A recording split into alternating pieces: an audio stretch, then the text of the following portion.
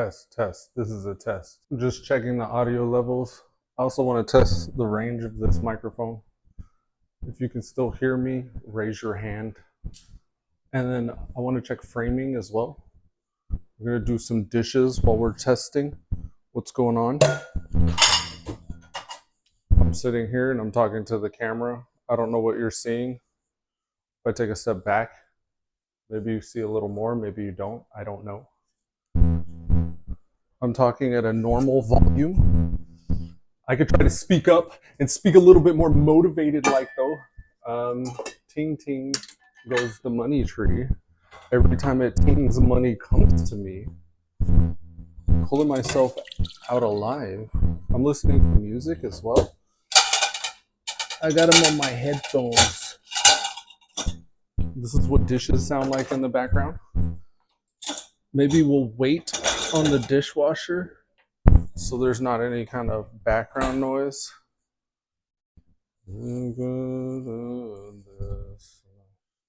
I just need... Okay. This has been a microphone test. Thank you.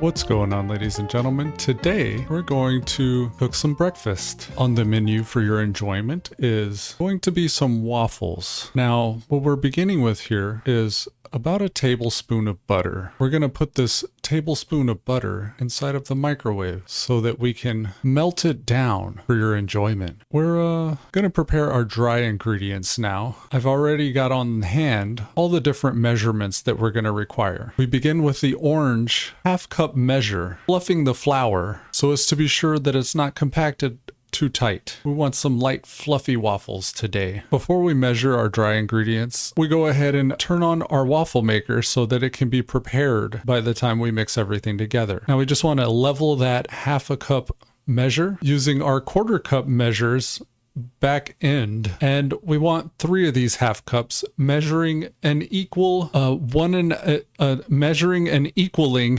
1.5 cups of flour. Yes, so we're done with the flour. I'm going to put that up, and we're going to retrieve the baking powder, the vanilla, cinnamon, nutmeg, and allspice. These are the brands I'm using. This is the H-E-B store-bought cinnamon, allspice, and nutmeg, and together these things taste like Thanksgiving or Christmas. We also have some, I believe it's McCormick vanilla. Now, to make our waffles fluffy, we're going to use baking powder. In the back of this orange half cup measure is a teaspoon, and we're going to add about 3 teaspoons to our 1.5 cups of flour. That'll help them rise. Now, we forgot salt, and a little later you'll see we forgot sugar as well, but this is the flaky sea salt. Now, my flaky sea salt is a little low, so I'm just going to grab the bag out. That way we can get a nice, somewhat level teaspoon of flaky sea salt. We put a generous couple dashes of cinnamon into the flour and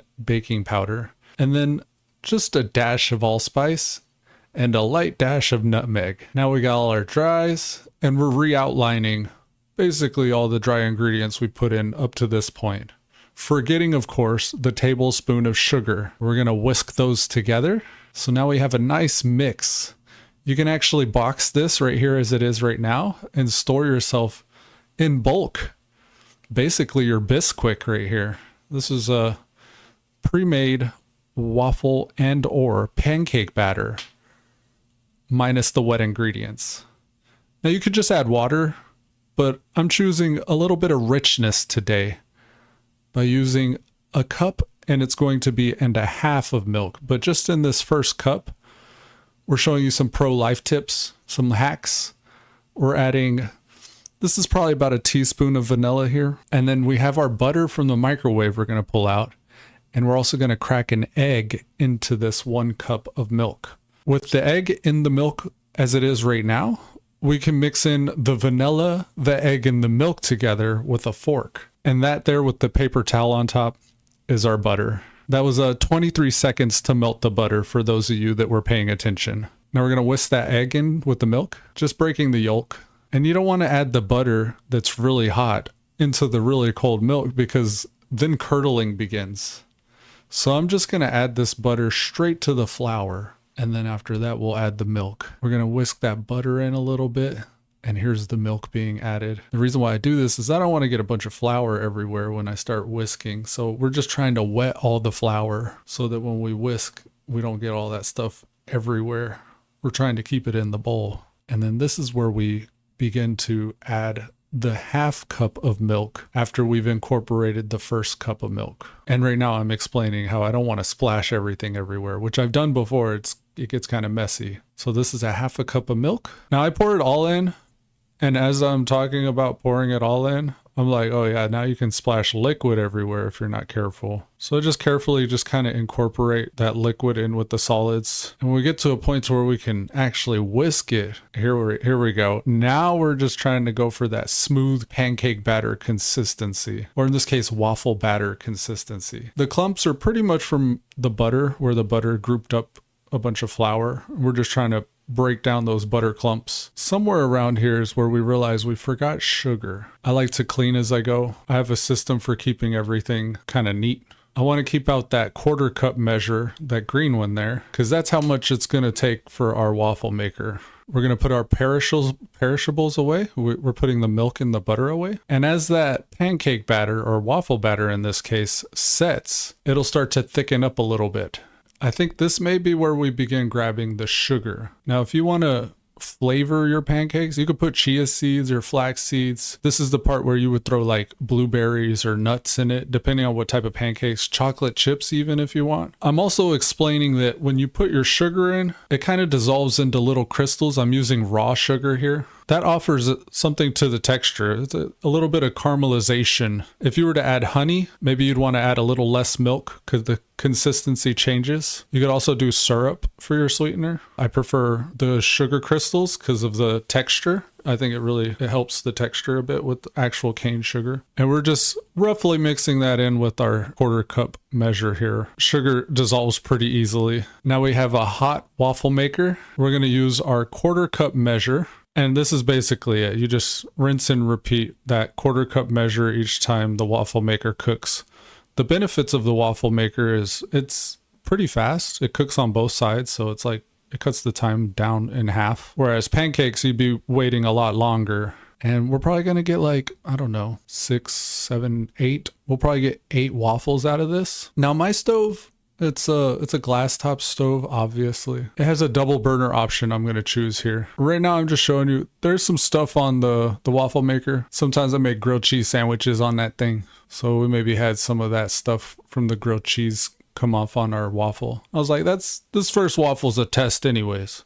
We'll probably give that to an animal or something like that. Let the pet eat it. I think I end up eating this one anyways. But yeah, I like to put butter on the griddle before I put down a sandwich. I'll shred some cheese on some regular white bread, put a little cheese sandwich in there to smash and have myself a grilled cheese. But today is waffles and Johnsonville sausage. So this double burner, it heats up pretty quickly. This pan's going to get really hot, and that's what we want. We want very hot. When you're frying something, you don't want moisture, so you want kind of a high heat, not so high that it burns. And the higher your heat, the more you have to kind of nurse it and make sure things are moving so it doesn't burn. We've secured the package. These are the sausage. I'm gonna use like half of it. It's probably like seven links right there. 1, 2, 3, 4, 5, 6, 7. Yeah, that's like 7 links right there. This video is not brought to you by. It's not sponsored. It's not even, I mean, unless you consider, it's not brought to you by, this is not sponsored. And the amount of time it took for us to prepare our sausages, we've done 2 waffles. We're going to bring out a 3rd waffle, and I'm just going to cook most likely cook this. Yeah, well, I know I've already done it, so I know I'm going to cook all these waffles. It's like however many I said it was. And again, you just want to keep it moving. I almost lost one just now, but man's got skills. And we got the light. I think there's going to be smoke, a lot of smoke. Here we have our waffle. That's, I think 3 for those of you keeping track. There's 3 waffles done. We're going to throw another, this is 1/4 cup of batter on the waffle maker. And then at some point I start to notice the grease is splattering and I'll be talking, oh, this is like, I don't know. I think I'm sticking it to the man right there. I forget what I was talking about there. If you're cooking something really greasy, then you probably get splatter all over your stove and you probably want to grab like paper towels or something. And I think I'm playing the air guitar or dancing or something. High heat here. This is still the double burner. We're just getting it, like we don't want it sweating. We want it to be hot enough and dry enough that it cooks the sweat off. So we have a nice crispy fried sausage link here. Yeah, I need to turn the heat down. So this is still high heat, but the single burner, which is probably a little more appropriate. I think I was just trying to bring that pan up to temperature here. Again, keeping it moving so it doesn't just burn. It's getting kind of smoky. Even my eyes right now are kind of burning from that smoke. Everything's still under control. We're chilling. And then here I'm talking about sausages and how generally you want to temp the sausage. You can actually check the temperature to see for doneness. Or you can just blast them and even overcook them. Me personally, I kind of like crispy sausage links. Kind of like crispy bacon. You start to cook the nutrition out if you go too far. Wipe that grease up. So you got like a paper towel and just wipe as you go. So that way you kind of reduce the chance for like fire hazards and stuff like that. Here we're serving our son with his plate. We got 2 waffles and 4 sausage links. There we go. Left. Here I'm talking about the moisture. You want crispy waffles. You're supposed to make waffles to order, right? But if you do like me and you want to make like a whole batch of them, just like you would pancakes, it's best to flip them like this, kind of like you would flip tortillas, so that you prevent it from getting soggy and sweaty. It's basically wetness and sweatness is not what you want whenever it comes to food. You want it kind of dry, especially if it's fried food. You want it crispy and dry. And rotating the waffles like that is the best way, I believe, to keep them kind of, dried out and warm. Because stacking them like that preserves the heat so it stays warm. There's a method for flipping them. I talk about when you flip them all. So you got the wet one on top. And then you flip all of them but one. And then you flip them all. And then you flip all of them but one again. And you flip them all. So that's how you do tortillas and waffles and pancakes, so that they stay warm and dry, but inevitably they lose heat over time. So you don't want to keep doing that forever. This last waffle, I put all of the remaining batter, knowing that it was going to overflow around the edges. It's actually way worse than it looks. It was a real nightmare to deal with this, but I'm the man for the job and I get the job done. And, we got some really crispy sausage there. This whole meal, maybe 20 minutes total. That's generally how much time I spend in the kitchen. I spend like 20, 30 minutes cooking. Maybe add another 10 for cleanup. But I clean up as I go. So, and then here I just want to scrape the sides before I pull it up, because where some of that crusties has got on the edges could tear the waffle if I just try to pull it up. So I scrape the edges first before I pull it off. Unplugging the waffle maker because we don't want it on if we're not cooking anymore. And then here we got some scissor. My son likes syrup on the side. He doesn't like the waffles to sponge up all the syrup. I think he dips his sausage links in there. So we're going to go deliver this. And then here I'm still talking. I'm still talking on my lavalier microphone. Oh, you can hear me even if I'm not near this and stuff. Again, I didn't realize that it wasn't plugged, or it wasn't turned on after I unplugged it. We were getting that bad buzzing at the beginning, so I had to charge them. I think it was because they were low on battery. And then here I'm being very personable. I'm saying something that's probably relevant to what I'm doing, but I could be sharing seeds of wisdom and untold knowledge and secrets, but you wouldn't know because the microphone's turned off. Here, I think I might need to use the bathroom. I think this may be the pee-pee dance. I might have to potty. We're fine. I'm fine. It's okay. Oh yeah. I explained how whenever I gave my son his plate, I noticed there was like some char grease. And I said, for mine, I'm not going to have that. I'm just going to put my links on a paper towel so I don't have that char grease on my plate. And then I'm really pleased with myself because I'm like, hey, if he didn't want char grease, he could have made it himself. But I made it for him so he gets the char grease. I just, live and learn. There wasn't any turning back once I saw it. Get it back. Back. So it's just a little bit of drippings.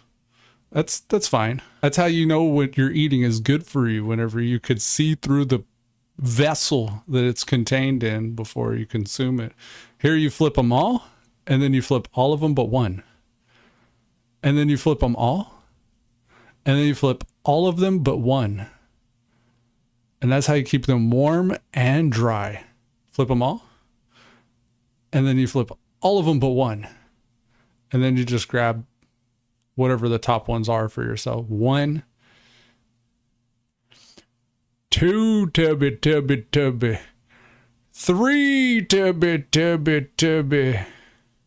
And then I'm going to save these for later. We got three left. And then here I'm just sharing knowledge and expertise about life and things that you could do for yourself, things that I like to do for myself, like eat breakfast. At some point while I'm talking, I realize my microphone's off and I get my feelings hurt. I'm like, this shit was off the whole time. And what we have here in these waffles is the cinnamon and the allspice and the nutmeg. You could taste the vanilla. We got ourselves some 100% pure maple syrup. You know it's real maple syrup if when you refrigerate it, it doesn't get slow and thick. Real syrup stays in its liquid form and doesn't begin to congeal whenever you refrigerate it. So this is 100% maple syrup. I'm counting how many times I've eaten maple syrup with pancakes, and I think it's over 9,000. Yeah, it's definitely over 9,000. I could tell. And then here, I think this is where I realized my microphone's off. And whenever I turn it on, you won't hear from my disembodied voice anymore. You'll hear from my embodied voice. And when that happens, I would like to express how much of a pleasure it has been narrating this breakfast for you guys. Yeah, I'll probably just pop out as soon as I realize and take out. Look, he doesn't know. He still doesn't know. And now, like, we kind of have an inside secret against the main character here. Look, he doesn't know, guys. He has no idea. Your shit's muted. It's like you watch a scary movie and they keep running up the stairs away from the bad guy. You're like, why are you running upstairs? Go out the front door. Your microphone's off. Hey, turn your mic on. Turn on your mic. He doesn't know, guys. He still doesn't know. He's so serious about whatever he's talking about. Get your elbows off the table. Take your elbows off the table. I think I'm talking about this one time. Oh no, here I'm talking about restless leg syndrome. There was this girl I used to sit next to in English class, and she also had the restless leg syndrome. As the class would go on or over the school year, she'd start scooting up closer to me, and we'd be bouncing our legs, and our legs would be touching, and we'd be bouncing legs together with our restless leg syndrome. I used to talk about how I look forward to go to school because there were girls in certain classes that I got to sit next to or talk to. Kind of a cool bonding experience. But yeah, I didn't realize there was any romantic interest or anything like that. I didn't have any awareness about stuff like that. But I knew that I was friends with them and I enjoyed their company. And some of them had boyfriends and stuff, so you had to be careful. But we still could be friends. I'm happy about this meal. It tastes kind of like Christmas and Thanksgiving. It's got like a really nice little kind of autumn flavor. Am I still talking? Oh, I'm talking about in high school. I was in a marketing class, and during the class, they would have a selected student like baking these cookies, and the cookies would be cooking the whole class. And then during lunchtime, you would go up and you could buy those cookies, and they were generally sold out. Everyone from them classes are probably the main customers because they were being sold to the whole time they were learning. And in the mornings too, like if you didn't eat breakfast, you were hungry, you smelling cookies and stuff. I would go out there and get myself some hot fries and a soda. And then here, I don't know what I'm talking about. I appear to be talking about something interesting. There are some things I talk about whenever the mic comes back. I don't know if I've spoiled anything so far, but nails on the chalkboard. I'm saying like certain things are grating and they're like nails on a chalkboard to me. So I have to learn how to set myself up for success so I don't have this glaring nails on a chalkboard experience. yeah, I don't know how much of this I'll keep in. I'll probably chop out parts of where I'm talking. Even if it is, it seems like whatever I'm talking about is kind of interesting. I don't know if AI can read your lips yet. If I could get like an AI interpreter to just read my body language and lip language, I probably don't even need this voiceover. Yeah, I'll likely cut most of this out. I'm going to try to do better at my edits and stuff and just like cut out every second and moment of lull or when stuff isn't happening. Okay, here's the sausage. I'm going to try the sausage here. It's pretty well cooked. The bitterness is really good in contrast with the sweetness of the pancakes. Cooking's all about the different textures and flavors. You got a little crispy crunchiness and juiciness of the sausage with the soft and the sweetness and pillowiness of the waffles. Oh, I kicked something I don't know if you heard me kick something just now, but I kicked something while I'm here talking. Here I'm talking about my posture. Keeping my elbows off the table helps me with my posture. Apparently your posture doesn't really matter. It's more of a preference and a style, and it really has no bearing on whether or not you're going to have back pain or not. Exercising and stretching helps with back pain, but your posture, specifically how you carry yourself, it says a lot about like who you are on a subconscious level, because we have like 80% of our dialogue goes, physical. And if you're trying to be like somebody that's like a leader, likely gonna have like a more tall and broad posture. And then someone that's more like submissive and subservient. Oh, here I'm talking about somebody that's like more sexual. They're probably gonna lead with more of their hips, more seductive, like, ooh, rico suave. And then if you're gonna be like macho leader, like you probably want to lead with your chest and have a very tall posture, commanding presence. You're gonna listen to me. You're gonna fucking listen to me. No. And then like if you're a nerd, you're probably gonna lead more with your head, with your brain. You're gonna enter a room with your brain. I don't know what the fuck that was. But yeah, there's different things that you could kind of do to kind of like present yourself in a certain way. We kind of do it subconsciously, but you can do it kind of more overtly and consciously if you want. Physiology helps with psychology, right? So something about psychology is reflected in your physiology and vice versa. Here I think I'm doing something with my hands. I think I'm about to realize my microphone. This is going to be interesting to edit. I don't know the voiceover here, how I'm going to line this up, but I'm sure I'll do a good job. I'll definitely do as good as I can. The best of my ability. I'm still very, very novice at these edits and voiceovers and transitions and stuff. I thought the sound waves thing was kind of cool, like a peek into how I'm seeing the thing. Like whenever I experience it, to me, I can kind of show you visually or through edits, like how I'm experiencing things. Oh, I think I'm talking about like my process and why I do things the way that I do them. I'm always beginning something like a pilot episode, doing a cooking video for the first few times. And there's a way I want it to come across, and there's ways that I like to do things. I want it to be to a certain standard. And I'm capable of having it to that standard if I can remember things like turning my microphone on. But that's just going to take repetition and practice. So the first couple are going to be very much works in progress, is what helps condition it. Here goes. This is where I notice. All right, guys. I appreciate you listening to my disembodied voice again. Here goes. Peace. I was saying, when I'm first doing something like this, about to cook a meal on a camera with peripherals like this microphone that's now on, and even the little selfie stick stand that this is on, there's a lot of different pieces. If you want to get anything done, you want to remove friction. If you're a human being and you need to do even human being things, like take a shower, shave, go places to be productive, you don't want anything that's a barrier, even if it's just a little piece of tape or a film. You remember Superman and Family Guy?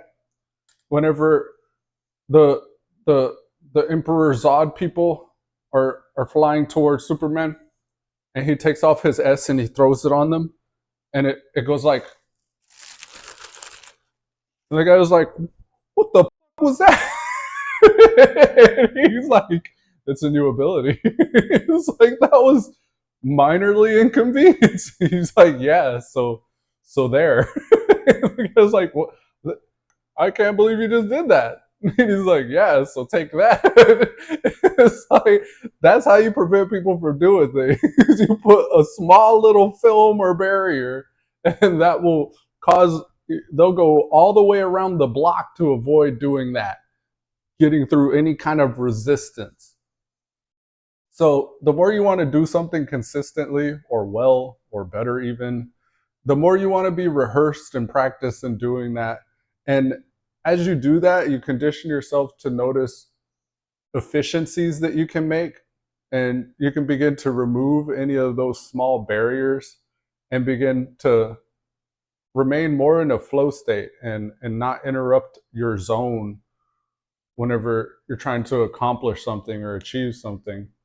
Not that, like, I mean, even for example, making a meal is a small accomplishment, but if you get enough of those, you start to gain confidence. And confidence is pretty important, especially if you're unconfident or especially if you're trying to cultivate like competency and stuff. And it helps leaders because this person knows what they're doing and more people will be more willing to replicate. And that's all a leader is trying to do. Like, a leader knows how to do something and they're trying to duplicate themselves. They're trying to create another person that knows how to do it just as well as them. And then ideally that person creates another person that they can then show how to do a process or a routine. And I guess that's kind of the theme of my videos. Like, that's kind of what I've been doing from the start, is I'm basically trying to remove barriers for people in the way that I understand how to remove them for myself.